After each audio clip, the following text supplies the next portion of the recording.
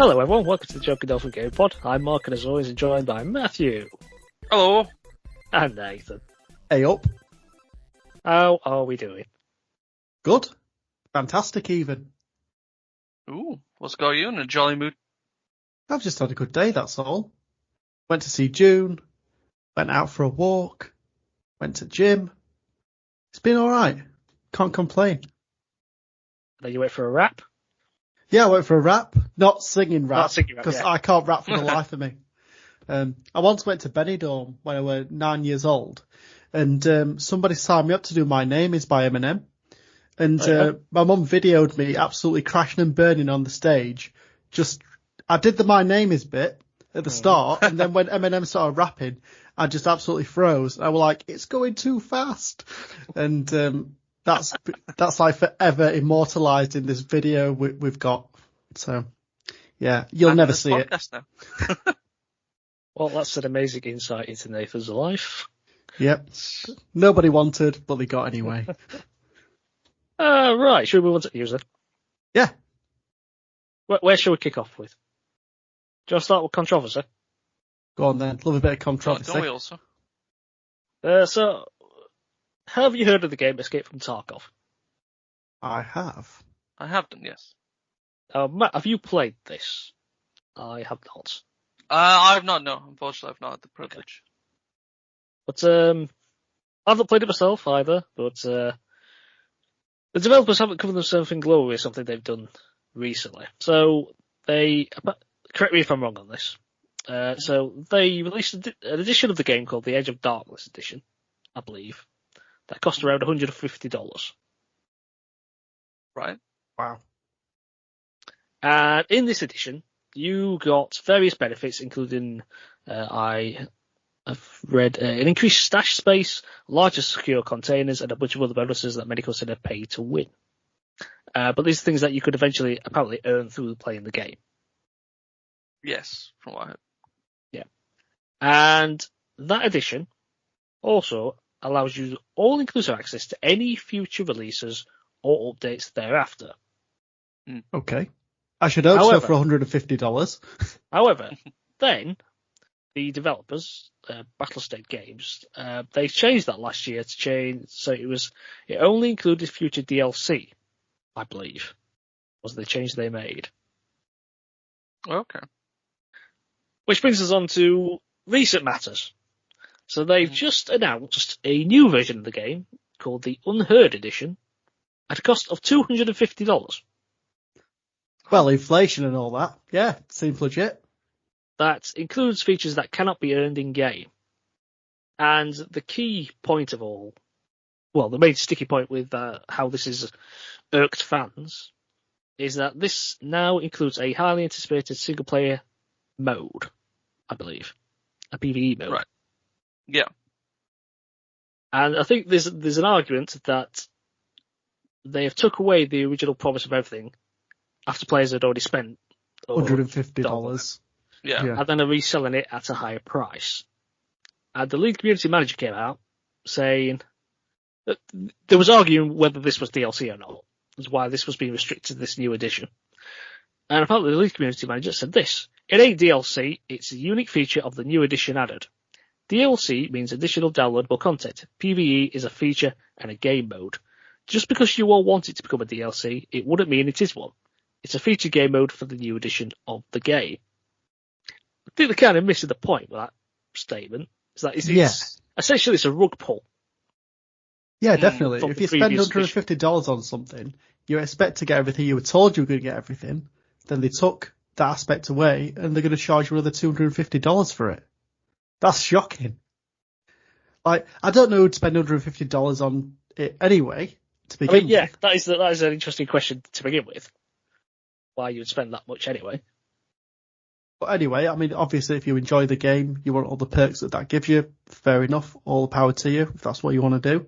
I've spent copious amounts of money on games before, so I'm not one to talk. But yeah, it's poor form from the developer, I think, definitely. And charging you so much more than the initial $150. So that's $400 all in. Not to mention the price of the game. if it does have an initial price. I'm not sure, to be honest, but Mm. it does seem like a lot. Especially for just what is essentially just a new game mode. Pretty much. Like, But apparently this new one does include stuff that can't be earned in the game either. Which begs the question of this whole pay-to-win thing. So that's not helping either. I say that in help either, because is it something like this PvE like grants you access to stuff that you can then use in like the normal PvP mode, in effect, giving you like an advantage? Do not know. Don't know. Okay, but that's not good. That's not good at all. Do you know when they pulled the original kind of promise? They should have at least given some sort of a refund back or something back to the players to say it's not feasible, so we're going to take that bit away, but here's £50 or dollar credit or something back, and to use against any future things that we add onto the game. I think that would have been more palatable and understandable than saying, no, you can't have that, we're adding this new thing in. Yeah. Give us some more money. I might understand some games need to have this kind of model to keep going, because you'll get the money from the initial game, obviously, but paying developers, QA in the games, money doesn't grow on trees, and you need to recoup that somehow. But I think just more transparency with what they're looking to do would go a long way and be better than what they've done. And that statement that they came out with is just a bit childish, to be honest. It is really, isn't it? I mean, I couldn't believe that when I read that. From the lead community manager. It's like he had like a bit of a strop, wasn't it? It's like, no, it isn't DLC. Actually, DLC means this, and this isn't that. It's like, mate, calm down. Well, it's downloadable content, and how is a new game mode added not downloadable content? I don't know. Well, I'm just reading the article, and apparently there's actually an update to it. So, Battlestate Games has announced plans to compensate the Edge of Darkness owners, so the $150 people, with additional features which include high priority matchmaking and access to the new PvE mode. What on earth is high priority? Sorry to interrupt, but what on earth is high priority matchmaking? So I think if I know how Escape from Tarkov work, you have to essentially queue up to get into matchmaking games. Like, I think they have like so many servers and stuff, so you have to kind of wait to get in. So I'm assuming this will essentially give the user high priority to skip the queue. So you can't buy the game and just never be able to actually matchmake anyway.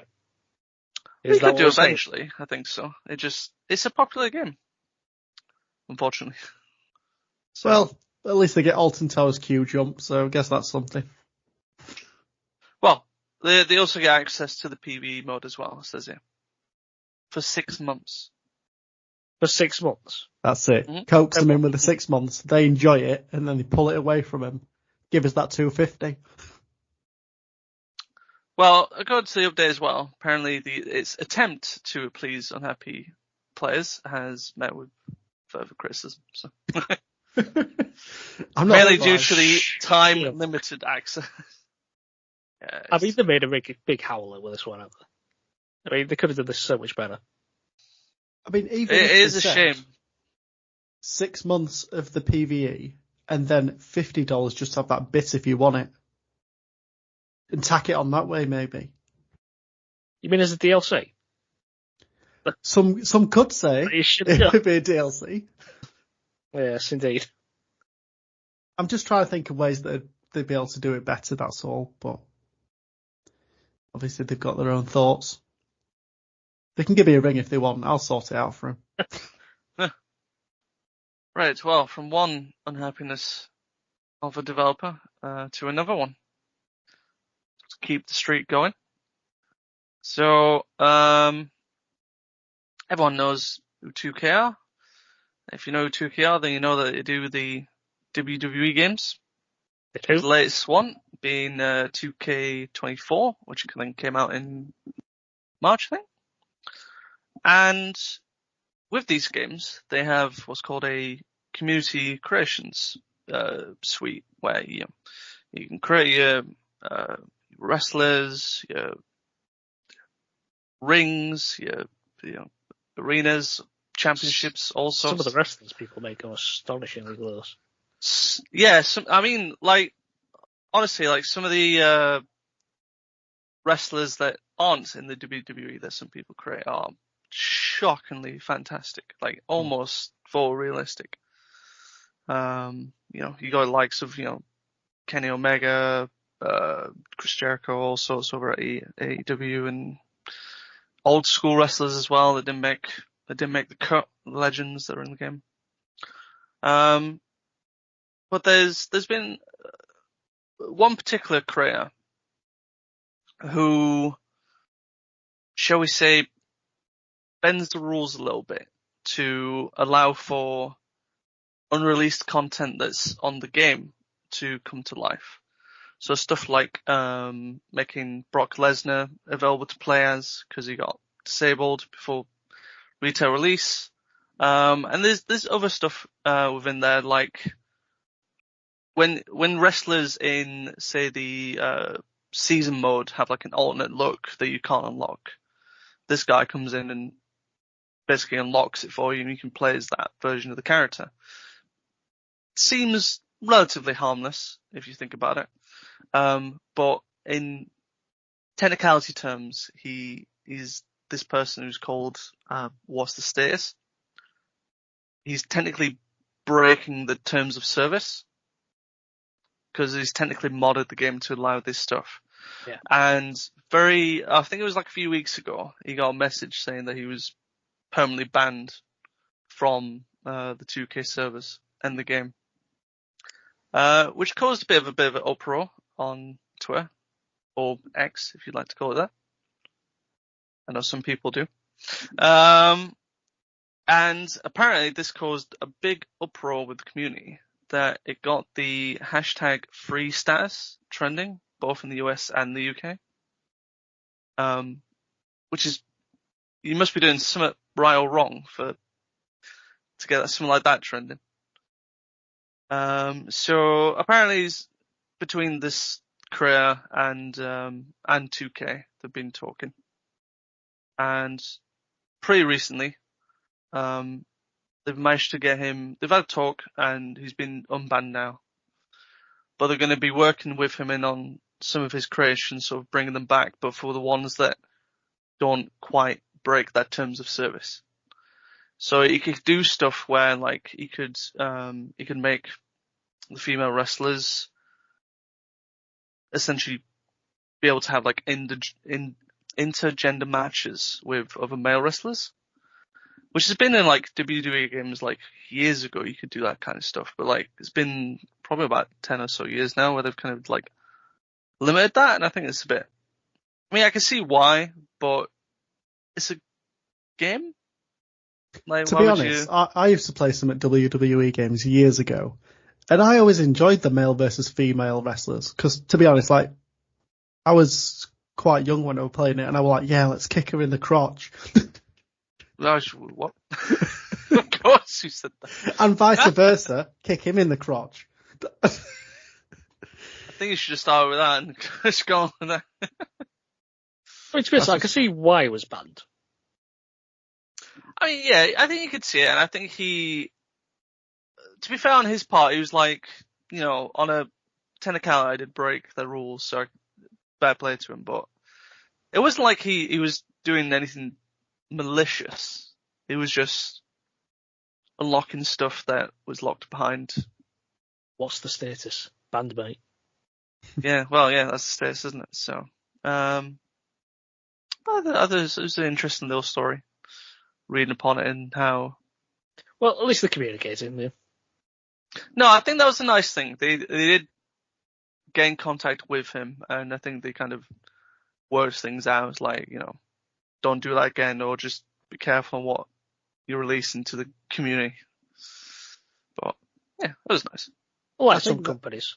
Yeah, I was just going to say, I think that's something that other developers would probably take note of and work with people in these situations. Yeah, that's the thing you could sort of take away with this. Like, the company was willing to work with this, obviously, beloved community member to be like, oh, okay, work things out and actually, I suppose, get a win for the community and the developer at the same time. So, just a nice little story.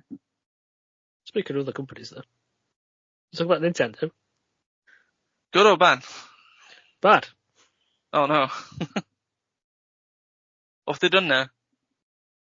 So the lawyers at Nintendo got suited and booted again by issuing DMC takedowns of Nintendo properties in the Steam workshop of the popular sandbox game Garry's Mod. Oh, Garry's Mod. I loved that game when I was younger. So if you're not familiar with Garry's Mod, it's a creative game where players can freely spawn various items and characters and interact with them in physics-based environments. Basically can lead to almost infinite possibilities. Inevitably, people end up creating existing things to play about with. And in this case, obviously, Nintendo cropped up in there. Now, we know it's unsurprising that Nintendo come knocking on the door when their properties exist. But this game's been in existence for 18 years now. I was say it's like a really long time. Like Garry's Mod was yeah. So it's a bit, I think it's 2006 really old. It came out. Yeah. So it's a bit curious as to why now. I mean, they've probably finished chasing everybody with their R4 cards on the DS and they've moved on to this now. But when I was reading about this, apparently there's been trouble in the Garry's Mod community because apparently there's been a hoax user who's been issuing fake DMC takedowns as if they're part of Nintendo. So when this came to pass, people were initially thinking, oh, this is just that hoaxer again. But then Garry's himself has actually come out and said, actually, this is legit. Yeah, like this isn't a mistake this time. Yeah. So I'm wondering whether that hoax job has basically alerted Nintendo. Yeah. Yeah, it does.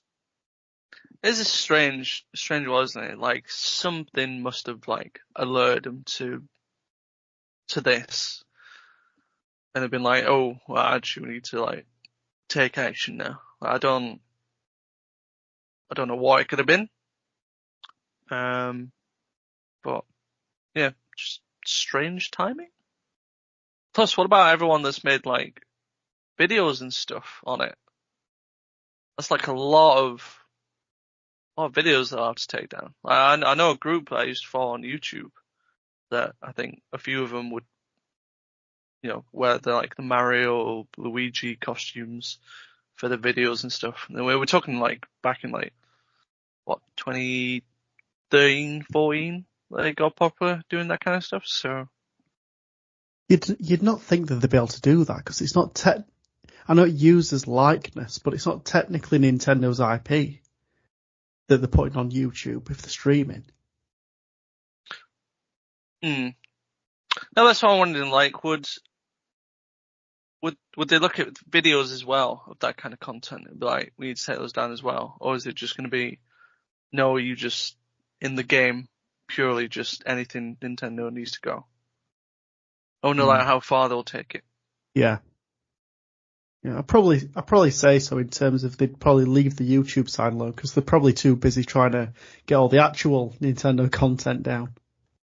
Because they are we know they're very stringent, aren't they? So, and they've still got the Pal World to fight. Yeah, we'll see that in 18 years.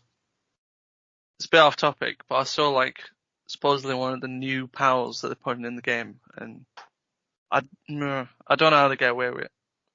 What Pokemon does it look like? It's a combination of Glaceon and the Alolan Ninetales. It's an original creation. Yeah, that's it. It's original content. Inspired by. Inspired is doing a lot of heavy lifting there. I will tell you that. Anyway, shall we get on to some better news about Nintendo? Sure. Yeah. Way. Good. So it's quick anyway. So this will be good for you, Matt, because you'll be able to access this. So Nintendo have recently launched 2 new games on the Switch Online expansion pack. So these are both N64 games. So the first one is Extreme G. So this is a futuristic racing game. Now, I did play Extreme G Racing on the PS2 and really loved this game. So it's tempting me into maybe get the expansion pack as well, because I've only got Switch Online, the normal one. So I might think about upgrading just so I get access to that so I can give it a go. Because I have got an N64, but I don't dust it off very often. Only for certain games, like GoldenEye, which I'm not very good at. But so there's that one that's on there now. And there's also another racer called Iggy's Wrecking Balls. So, yep, weird name, but anyway.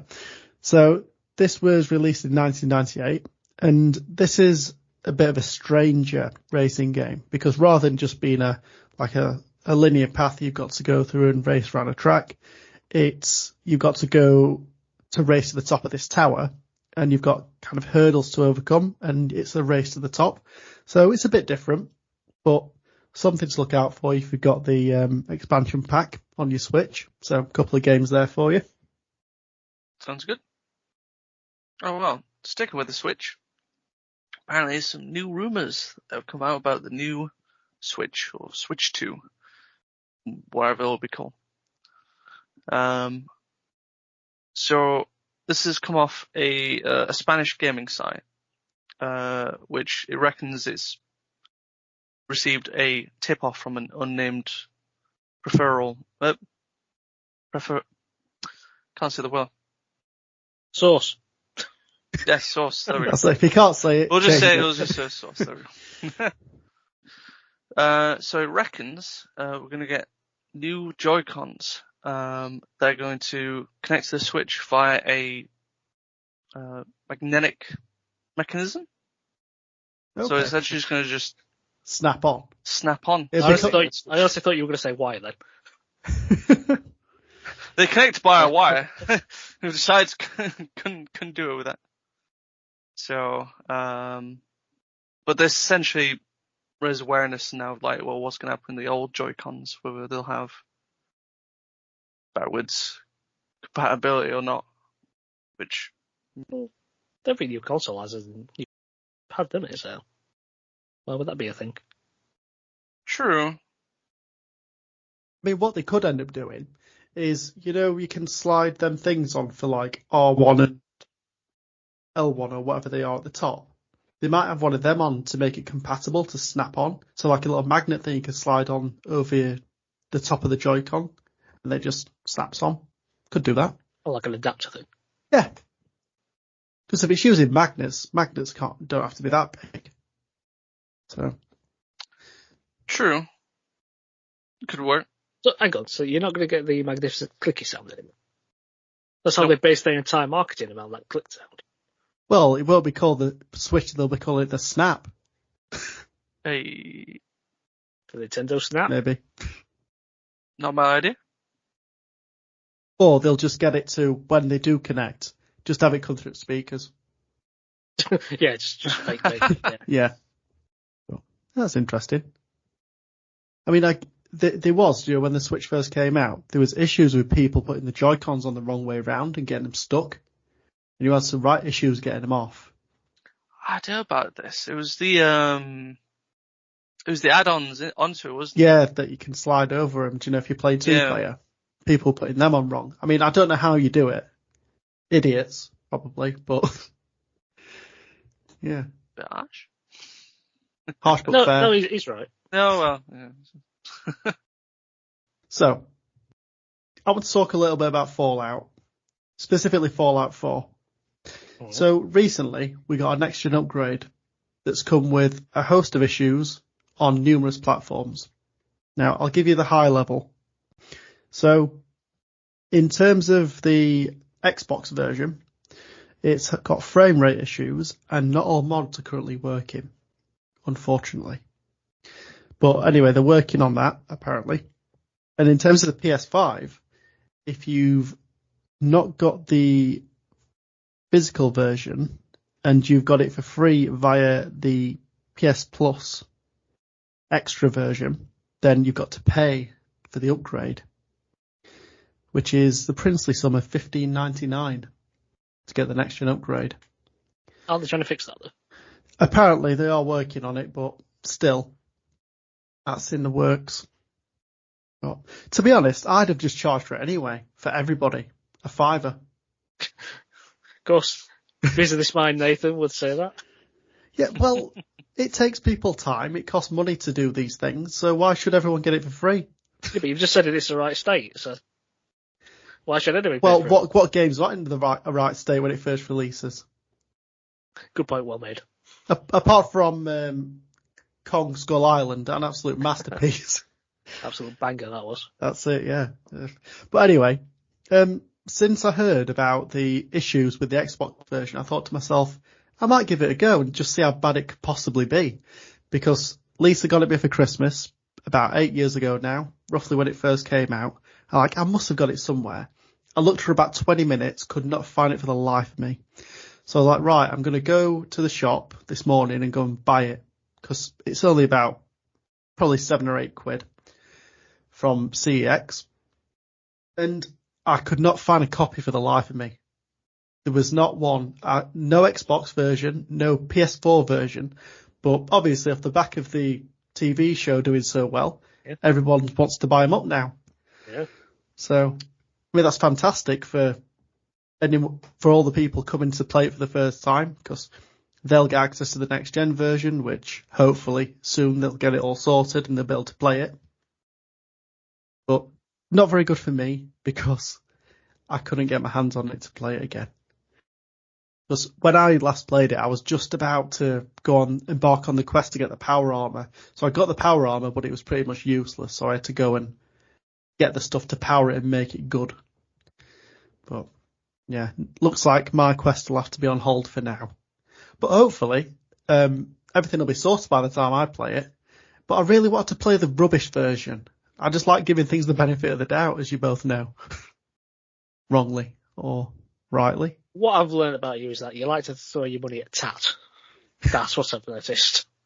If it's broken, Nathan's first in the queue. Pretty much. I've actually not got Gollum. Yet. I don't believe you. I've got some good games, you know. Have you requested that as a birthday present? My birthday's not until January, so Christmas present. That's a bit Christmas-wise. Yeah. But anyway, yeah. To be honest, I'm looking forward to playing it again. Just to get into that world. I did play a bit of Fallout 3, but I couldn't find Fallout 4. I'm going to move on to that shortly. Yeah, it's good.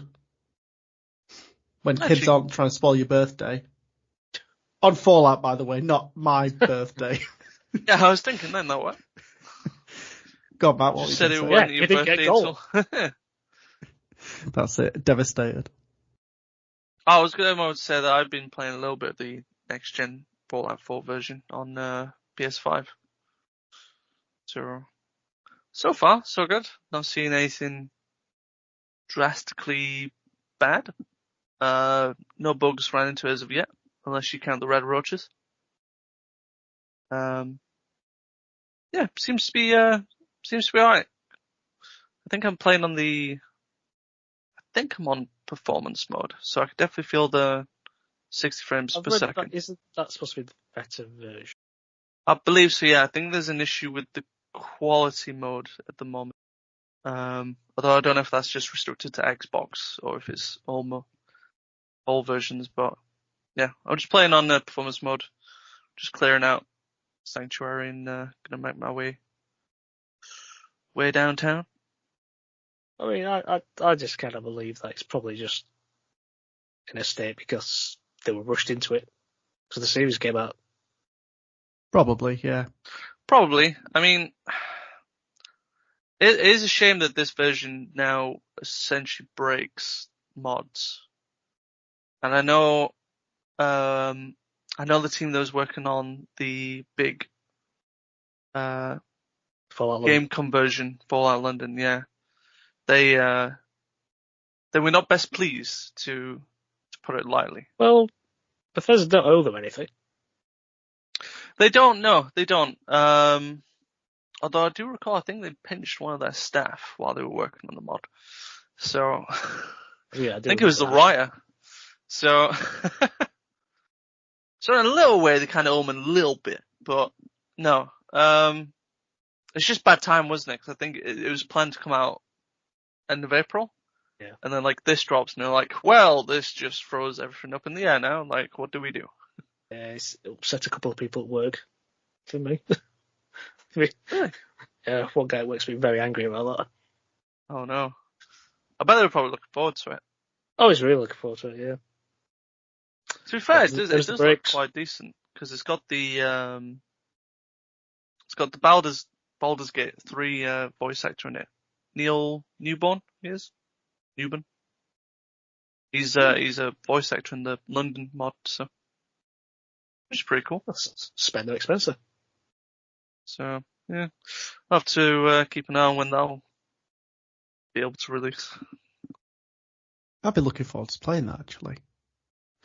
Because when did Fallout actually... When is it actually set? Like, obviously the bombs fly down, and it's got like a 1950s aesthetic to it. Kind of. Well, it's... In the future. Yeah, it's got what people thought in the 1950s what the future would look like, essentially. Mm. But it's still got the aesthetic of the 50s. The Great War, I think it was in 2077. And a lot of that happens in at least Fallout 4, I think is like 22A something. I think it's about 87. Because I know the actual show is in 2292, I think. So, yeah, a lot of the games around like the 22 mark. I think the originals might have been 21 something. And then Fallout 76 is the most earliest in the timeline for the games. It's about 21... 76? Oh, yeah. Yeah, I think it's about that. Losing the name. Or is it Sounds about sooner? right. I'm intrigued. Now I feel like I need to research. I've re-downloaded Fallout 76, funnily enough. So maybe we should give it another try. Yeah, well, it can't go any worse than we did last time. So. To be honest, up until when we got eavesdropped, it were going pretty well, I think. Your issue was that you joined in my game and I was in an area that your guys' level should not be anywhere near. I should have eased you into it. I should have joined one of your games. We'll do that next time. By the way, timeline-wise, Fallout 76 actually is in 2102. So what's it called Fallout 76 then? Because you come out of Vault 76. Yeah. Oh, fair enough. Right, that's me. That's how it works. Yeah. So. I love this Fallout hype train. It's great. And maybe one day we'll talk about the series. Maybe we shall. And with that, thank you for your time, chaps. That's all we have time for today. We'll be back next Tuesday. You can follow us across social media by Joking Dolphin on YouTube and Facebook, as well as Instagram and Twitter at Joking Dolphin. Until next time, thanks for listening. Goodbye. Take care. Good day, everyone.